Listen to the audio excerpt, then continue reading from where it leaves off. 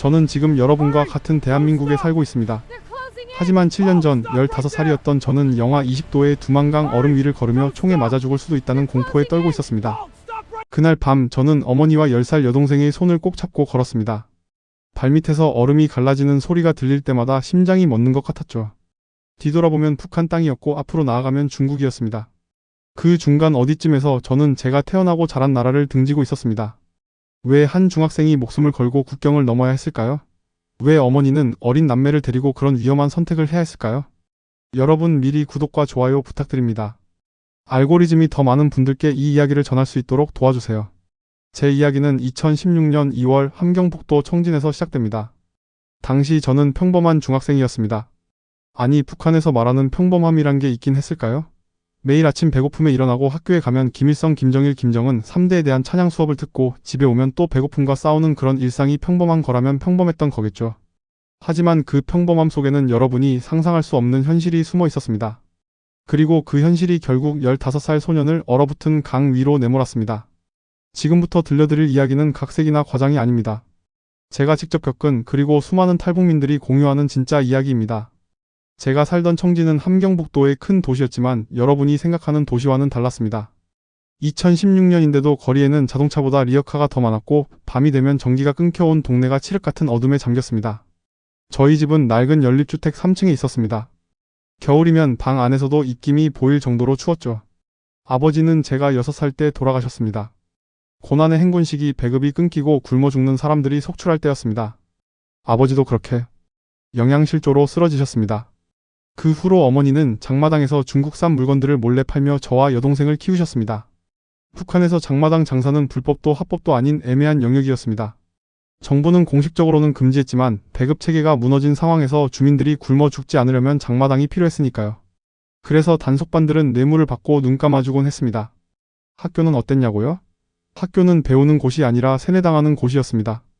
아침 8시 등교하면 제일 먼저 하는 일이 김일성, 김정일 초상화 앞에서 경례하는 거였습니다.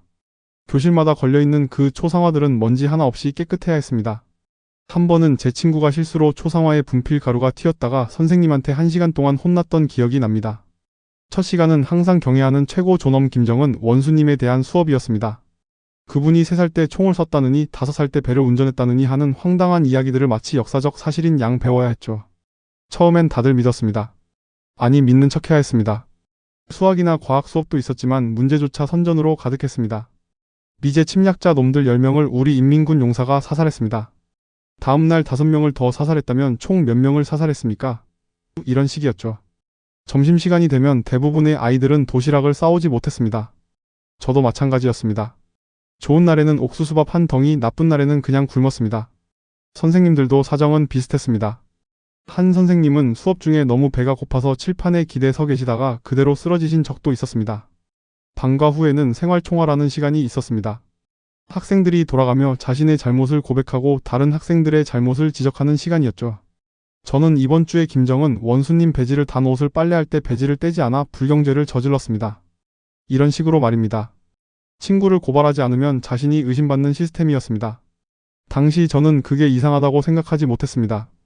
태어날 때부터 그런 환경이었으니까요. 하늘이 파란 게 당연하듯 배고픈 게 당연하고 김씨 일가를 찬양하는 게 당연했습니다. 하지만 그 당연함에 균열이 생기기 시작한 건 제가 중학교 2학년이 되던 해 겨울이었습니다. 그날도 평범한 날이었습니다. 학교가 끝나고 집에 오는 길에 장마당에 들렀습니다. 어머니를 도와 짐을 나르기 위해서였죠. 그런데 어머니의 장사 동료인 김 아주머니가 저를 조용히 옆으로 부르셨습니다. 성혁아, 너 이거 볼래? 근데 절대 다른 사람한테 말하면 안 된다. 손바닥만 한 USB 메모리였습니다. 당시 북한에서도 중국산 USB는 암암리에 유통되고 있었습니다. 주로 한국 드라마나 영화가 담긴 것들이었죠. 척발되면 정치범 수용 소행이었지만 그만큼 사람들은 목말라 있었습니다. 바깥 세상에 대한 진실에 목말라 있었습니다. 그날 밤 어머니가 여동생을 재우고 나서 우리 셋은 조심스럽게 그 USB를 재생했습니다. 이웃들이 볼까봐 창문에 검은 천을 덮고 소리는 최대한 낮췄습니다. 컴퓨터도 없었기에 김 아주머니한테 빌린 중국산 노트텔 노트북과 텔레비전 기능이 합쳐진 기기를 사용했습니다. 처음 본 건 한국 드라마였습니다. 별에서 온 그대라는 드라마였죠. 화면 속 서울의 모습을 보는 순간 저는 숨이 멎는 것 같았습니다. 밤인데도 환하게 빛나는 거리, 자동차들이 가득한 도로, 화려한 옷을 입은 사람들, 그리고 음식, 너무나 많은 음식들. 드라마 속 주인공은 치킨을 시켜 먹다가 별로네라며 남기기까지 했습니다. 저는 그 장면을 보며 충격을 받았습니다. 음식을 남긴다는 게 가능하다는 사실이 배불러서 음식을 거부할 수 있다는 게 너무나 낯설었습니다. 어머니 저기가 진짜 같은 한국말을 쓰는 남조선인가요? 어머니는 눈물을 닦으며 고개를 끄덕이셨습니다. 우리가 배운 남조선은 미제의 식민지였습니다. 거리에는 굶주린 사람들이 넘쳐나고 미군들이 조선 사람들을 짓밟고 모두가 북한의 해방을 학수고대한다고 배웠습니다. 하지만 USB 속 남한은 정반대였습니다. 그 다음 날부터 저는 학교에서 배우는 모든 것이 의심스러워졌습니다. 김정은 원수님이 3살 때 총을 쐈다고요? 북한이 지상낙원이라고요? 그럼 왜 우리는 이렇게 굶주리고 있는 건가요? 친한 친구 철수한테 조심스럽게 물어봤습니다. 야, 너 혹시 남조선이 우리보다 잘 산다는 거 믿어? 철수는 깜짝 놀라며 주위를 둘러보더니 제 입을 막았습니다. 미쳤어? 그런 말 함부로 하면 우리 둘 다 끝이야. 나도 들은 적 있어.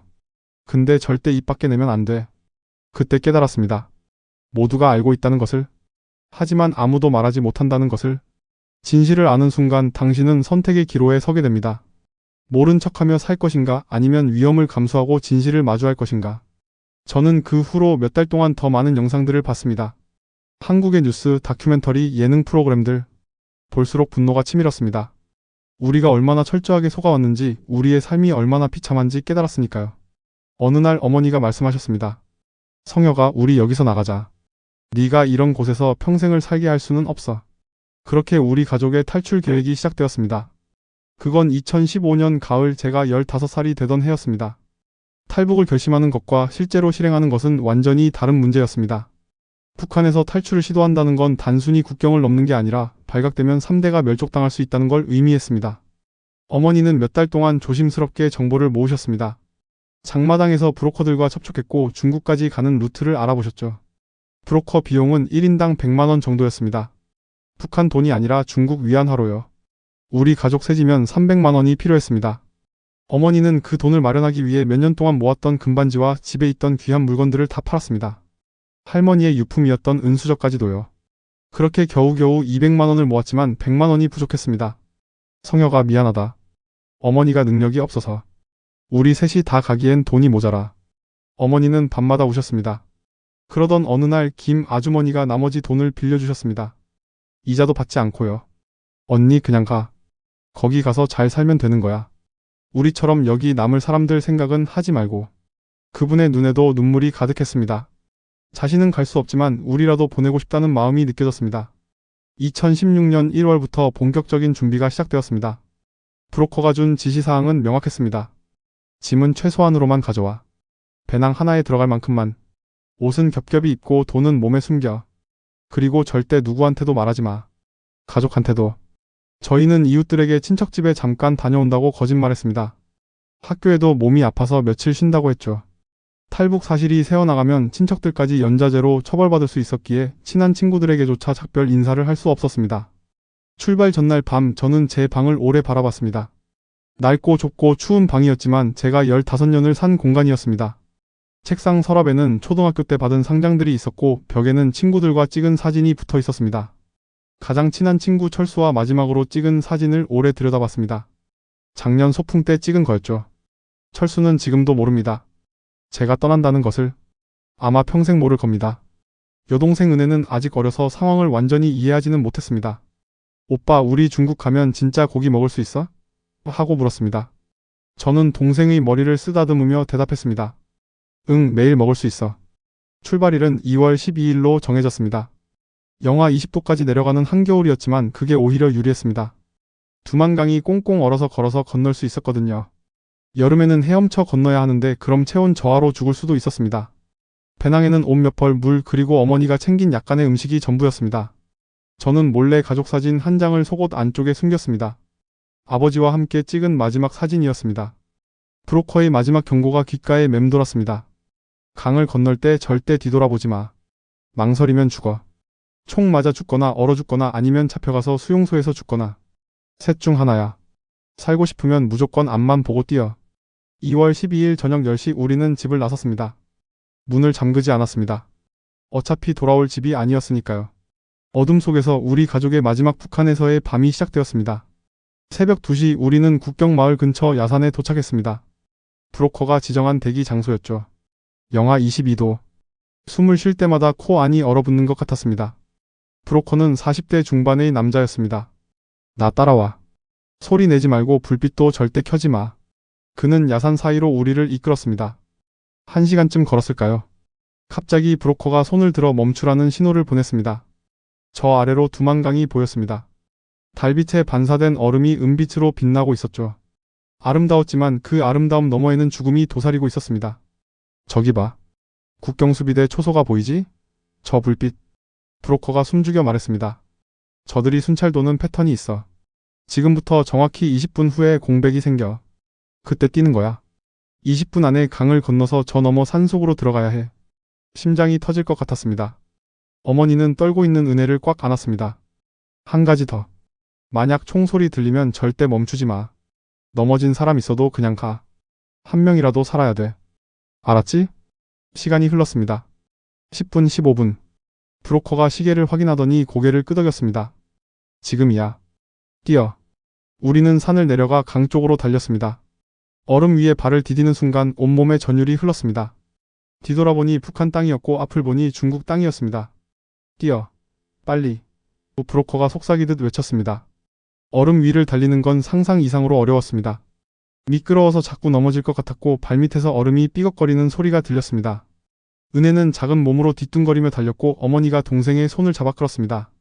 강 중간쯤 왔을 때였습니다. 섞어라. 북한어로 외치는 소리가 들렸습니다. 초소에서 우리를 발견한 겁니다. 서치라이트가 우리를 향해 움직이기 시작했습니다. 뛰어. 절대 멈추지 마. 브로커가 소리쳤습니다. 탕.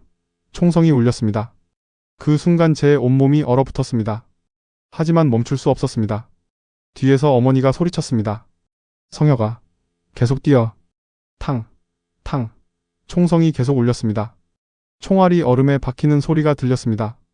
제 옆으로 얼음 파편이 튀었습니다. 같이 도망치던 다른 가족 중 한 명이 비명을 지르며 쓰러졌습니다. 가.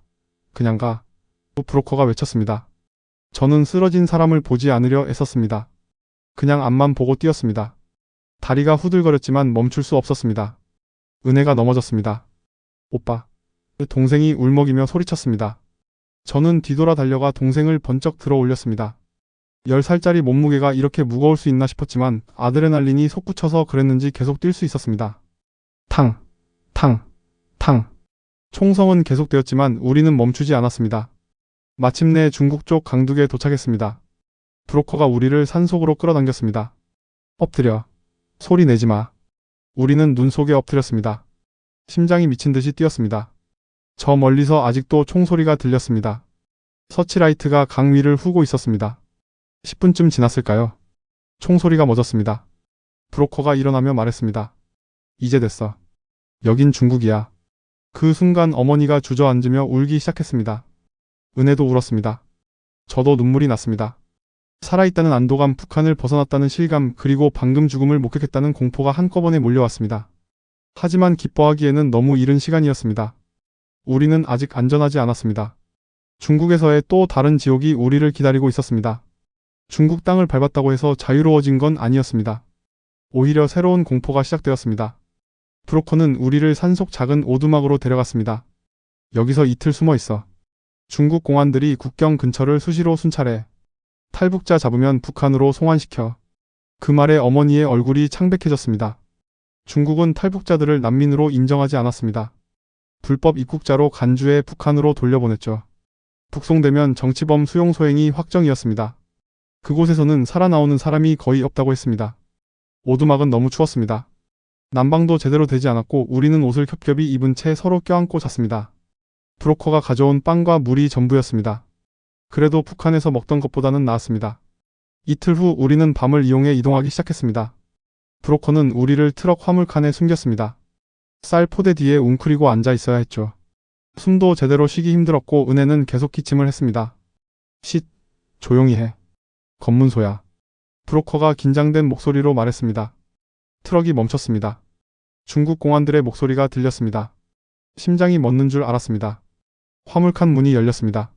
손전등 불빛이 들어왔습니다. 어머니가 은혜의 입을 막았습니다. 저는 숨도 쉬지 못하고 얼어붙었습니다. 뭐 실었어? 공안이 물었습니다. 쌀이요. 서류 여기 있습니다. 브로커의 목소리였습니다. 몇 초가 몇 시간처럼 느껴졌습니다. 공안이 쌀 포대 몇 개를 뒤적이는 소리가 들렸습니다. 제 바로 앞 포대였습니다. 조금만 더 안쪽을 봤다면 우리가 보였을 겁니다. 됐어. 가. 화물칸 문이 닫혔습니다. 트럭이 다시 출발했습니다. 그제야 저는 숨을 내쉬었습니다. 온몸이 땀으로 흠뻑 젖어 있었습니다. 우리는 영길시 근처의 한 조선족 농가에 도착했습니다. 박씨 성을 가진 60대 할머니가 우리를 맞았습니다. 많이 힘들었지? 들어와. 할머니는 조선족이었습니다. 중국 국적을 가진 한국계 중국인이었죠. 탈북자들을 숨겨주고 돕는 분들이 종종 있었는데 대부분 조선족들이었습니다. 같은 민족이라는 동질감 때문이었을까요? 여기서 한 달 정도 있어야 해. 다음 경로 준비되면 연락 올 거야. 브로커가 말했습니다. 그 한 달은 지옥 같았습니다. 우리는 헛간 같은 곳에 숨어 지냈습니다. 낮에는 절대 밖에 나갈 수 없었습니다. 공안들이 언제 들이닥칠지 몰랐으니까요. 창문도 없는 어두운 공간에서 하루 종일 숨죽이며 지내야 했습니다. 은혜는 점점 말이 없어졌습니다. 10살 아이가 겪기엔 너무 가혹한 시간들이었습니다. 어느 날 새벽 급하게 두드리는 소리가 났습니다. 박 할머니가 헐떡이며 들어왔습니다. 빨리 나가야 해. 공안들이 이 동네 수색한다는 소식 들었어. 우리는 황급히 짐을 챙겼습니다. 할머니가 준 중국 옷으로 갈아입고 모자를 눌렀었습니다. 브로커가 우리를 작은 밴에 태웠습니다. 이제 남쪽으로 내려간다. 라오스까지 가는 긴 여정이야. 최소 일주일은 걸려. 중국을 가로질러 라오스까지 3,000km가 넘는 거리였습니다. 우리는 밴 뒤쪽에 숨어서 때로는 기차역 화장실에 숨어서 때로는 낯선 사람의 집 지하실에 숨어서 남쪽으로 이동했습니다. 그 과정에서 우리는 다른 탈북자 가족들을 만났습니다. 모두 같은 꿈을 꾸며 같은 길을 가는 사람들이었죠. 어떤 가족은 중간에 잡혀 북송되었다는 소식도 들었습니다. 한 달 반 만에 우리는 중국 남부 국경지대에 도착했습니다. 그곳에서 우리는 또 다른 브로커를 만났습니다. 이제부터가 진짜 중요해. 라오스로 넘어가는 거야. 라오스는 탈북자를 북송하지 않아. 거기만 가면 태국을 거쳐 한국으로 갈 수 있어. 희망이 보이기 시작했습니다. 지옥 같은 여정의 끝이 조금씩 가까워지고 있었습니다. 2016년 4월 우리는 중국 마이너스 라오스 국경을 넘었습니다. 메콩강을 작은 배를 타고 건넜죠. 북한을 떠난 지 2달 반 만이었습니다. 라오스 땅을 밟는 순간 어머니가 무릎을 꿇고 울었습니다. 이제 괜찮은 거지? 어머니가 떨리는 목소리로 물었습니다. 아직 아니에요. 하지만 이제 반은 온 거예요. 브로커가 대답했습니다. 라오스에서는 탈북자를 북송하지 않았습니다. 대신 불법 입국자로 체포해서 구금했다가 한국 대사관에 인계했습니다. 그게 우리의 목표였습니다. 일부러 잡히는 거였죠. 비엔티안으로 가야 해. 거기 한국 대사관이 있어. 브로커가 설명했습니다. 경찰한테 잡혀서 대한민국에 가고 싶다고 말하면 돼. 그럼 대사관으로 보내줘. 우리는 라오스 수도 비엔티안까지 버스를 타고 이동했습니다. 창밖으로 보이는 풍경이 신기했습니다. 야자수, 불교 사원, 오토바이들. 북한에서는 절대 볼 수 없는 모습들이었습니다. 비엔티안에 도착한 우리는 계획대로 경찰서로 걸어 들어갔습니다. 심장이 두근거렸습니다. 우리는 북한에서 왔습니다. 대한민국에 가고 싶습니다. 어머니가 서툰 영어로 말했습니다. 경찰들이 놀란 표정으로 우리를 쳐다봤습니다. 그들은 우리를 따로 방으로 데려가더니 조사를 시작했습니다. 우리는 이틀 동안 경찰서 구치소에 머물렀습니다. 그리고 한국 대사관 직원이 우리를 만나러 왔습니다. 한국어를 듣는 순간 눈물이 터졌습니다. 고생 많으셨어요. 이제 집에 가실 수 있어요. 그분의 말에 어머니가 주저앉아 울기 시작했습니다. 은혜도 울었고 저도 울었습니다. 2달 반 동안의 긴장이 한순간에 무너져 내렸습니다. 대사관에서 우리는 일주일 정도 머물며 여러 조사를 받았습니다. 정말 탈북자가 맞는지 북한에서 온 게 맞는지 확인하는 절차였습니다. 어머니는 북한에서 살았던 이야기들을 상세히 했고 저도 학교 생활과 생활총화에 대해 증언했습니다. 확인됐습니다. 태국을 거쳐 한국으로 가실 거예요. 우리는 비행기를 타고 태국 방콕으로 갔습니다. 생애 처음 타는 비행기였습니다. 하늘 위에서 내려다본 세상은 너무나 넓고 아름다웠습니다. 이렇게 넓은 세상이 있는데 우리는 그 작은 북한 땅에 갇혀 평생을 살 뻔했다는 생각에 또 눈물이 났습니다. 태국에서는 한국 대사관 보호시설에서 약 한 달을 보냈습니다. 그곳에는 우리 같은 탈북자들이 여럿 있었습니다. 모두 한국행을 기다리는 사람들이었죠. 그곳에서 저는 처음으로 자유롭게 인터넷을 했습니다. 북한에서 USB로 몰래 봤던 그 세상을 이제는 자유롭게 볼 수 있었습니다. 유튜브를 켜서 한국 영상들을 보며 울었습니다.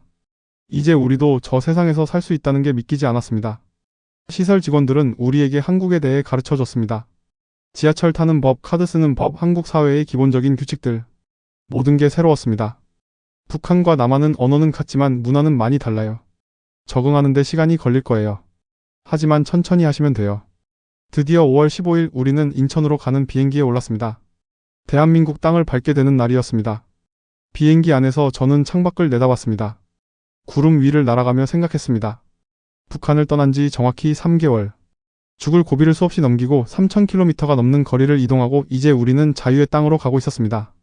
기내 방송이 나왔습니다. 곧 인천국제공항에 도착하겠습니다.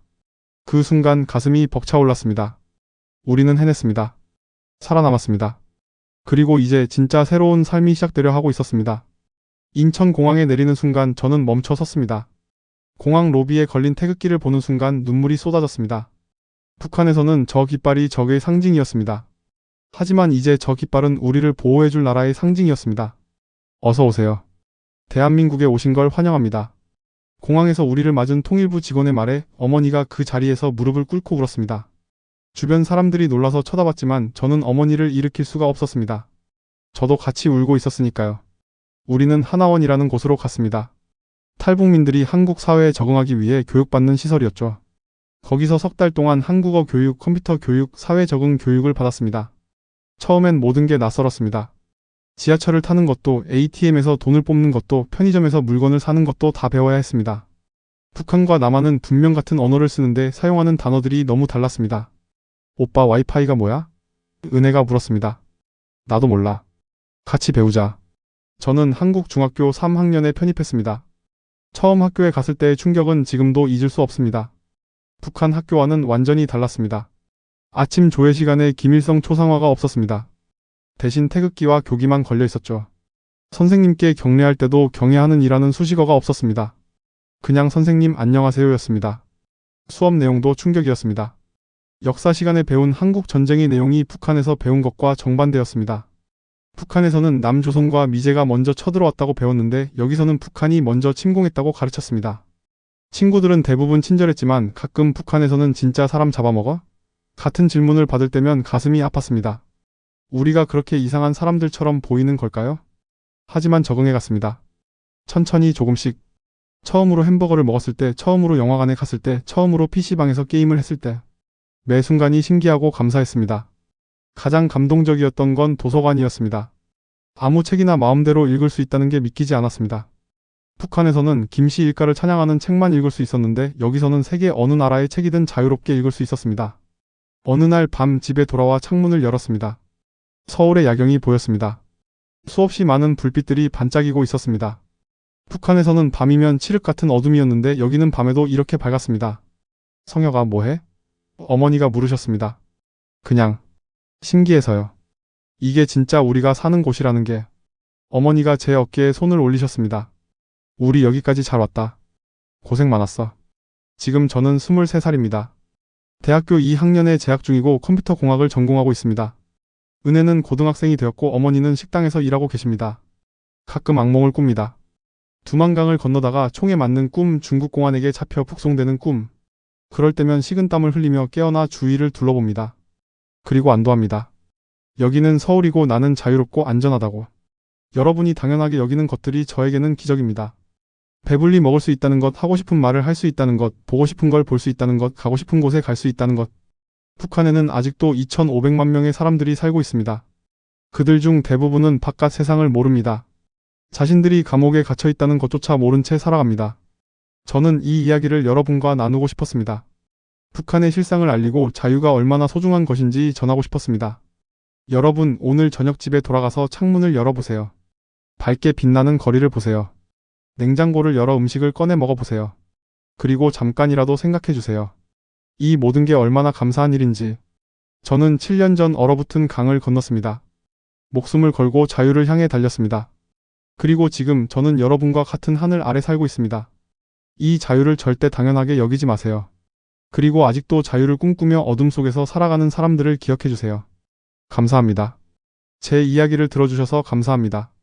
이 영상이 도움이 되셨다면 구독과 좋아요 부탁드립니다. 더 많은 분들이 북한의 실상을 알 수 있도록 공유해주세요. 여러분의 관심이 변화의 시작입니다.